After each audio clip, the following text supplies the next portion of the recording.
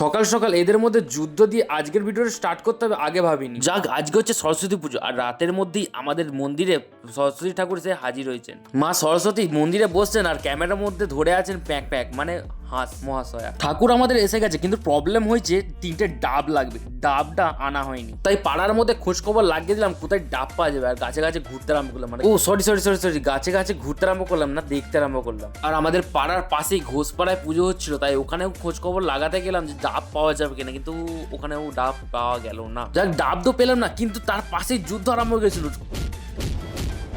কোথাও ডাব না পাওয়ায় হতাশ হয়ে আমি আর শুভম চলে এলাম নানিকুলে ডাব আনতে। তো ডাব দেখি নানিকুলে পাওয়া যায় কিনা। তো অনেকদিন পর নানিকুল বাজারে আসছি, তা দেখতে পাচ্ছেন কিরকম ভিড় আমাদের নানিকুল বাজারে।